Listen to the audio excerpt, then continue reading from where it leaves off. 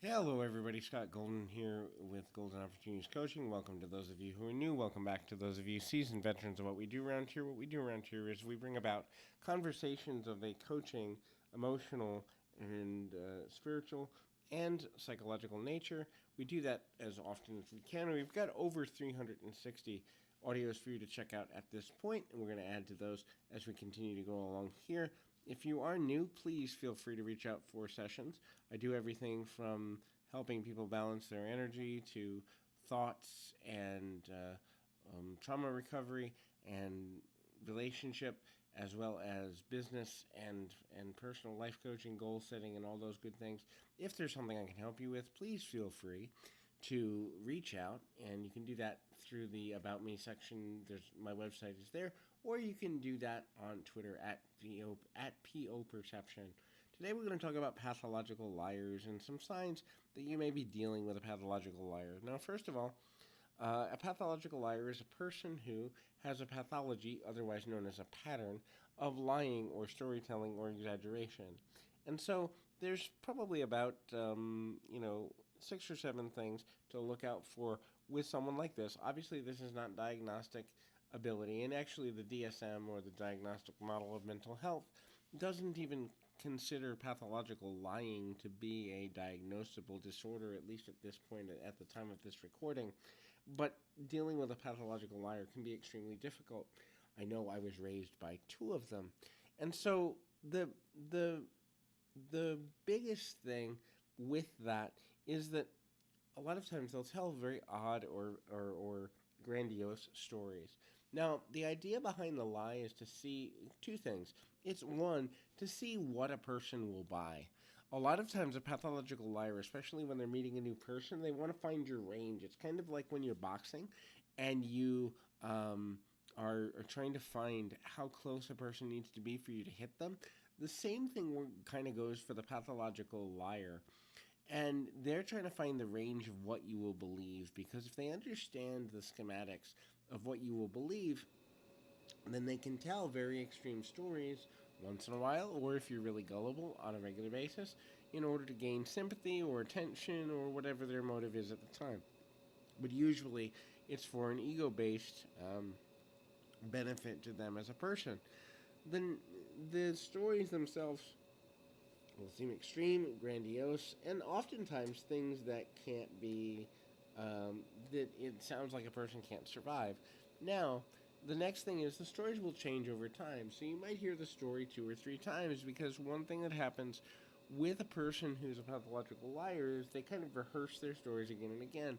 And if you're doing that on a regular basis with a wide variety of people, you may have forgotten, hey, I told this story to this person and that story to that person. And so they'll probably tell you the same story 5, 6, 7 times, but the details will change, the context will change, maybe even sometimes in extreme cases the names or places will change.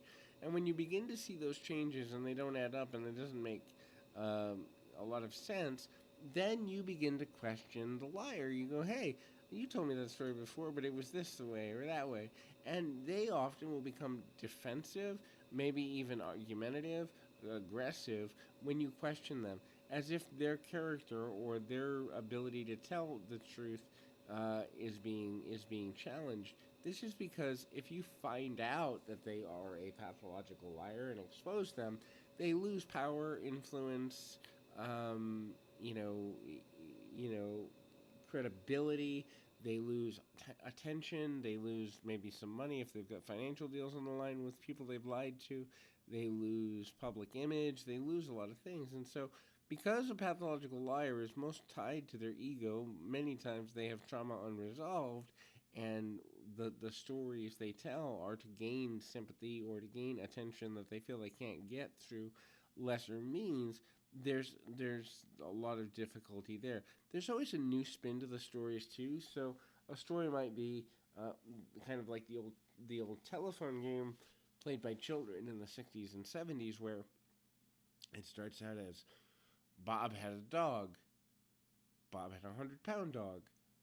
Bob had a 100-pound dog with 1 foot. Bob had a 100-pound dog with 1 foot and 3 eyes. And all of a sudden, the story evolves to get more extreme over time, and there's always a new spin, and there's always a new bit of drama around it, because again, most of these people are trying to manipulate A, to see how gullible the people around them are, but also B, to gain attention, sympathy, and focus when they don't feel they can gain it through more traditional means. They do not have, most of the time, a pathological liar does not have empathy for the negative effects that their stories may have on people. If they're really extreme, if they're really intense, they don't really necessarily care if a person can handle it, or a person can have, can have support and all of that. It gets really uncomfortable, and this is because they don't necessarily have the ability to have empathy or to connect with people on a deeper level, because they're always living off the high of the storytelling. They're living off the high of seeing if they can control a situation. They don't really care about the quality of relationships they have, and so when you have no real relationships or reason to maintain one, you also have no real reason to develop rapport or empathy with other people. The next is ego. So a person who is a pathological liar tends to be on the dark triad, also Machiavellian, narcissistic. This is because they are concerned with how the world relates to them and nothing else, or almost nothing else. And so the storytelling is they either victimize themselves or they pump themselves up as heroes. So it's very opposite ends of the polar spectrum. You don't hear a lot of stories from a pathological liar that have, tempered everyday experiences. It's either, I had to walk 7 miles to school every day, or I have never been given any chance of care, and I haven't eaten in 29 and a half days, and there's always an extreme. But again, the ego is based in the extremes. So the last one is they can't keep friends, relationships, or jobs. So a person who has pathological lying tendencies, a couple of things. Number one, when they're about to get found out, they're going to pull themselves out of a social situation or a professional or personal situation. This is because the damage control of getting found out is a much harder to manage than the damage control of just starting life over. Secondarily, the damage control of having to get found out can spread, whereas removing oneself from a situation or ending a friendship early and leaving a job early can make life easier for this person. If you're dealing with a pathological liar or any person who's dealing with emotional challenges, please feel free to reach out. Until next time, keep your feet on the ground, your mind in the moment. Until next time, everybody.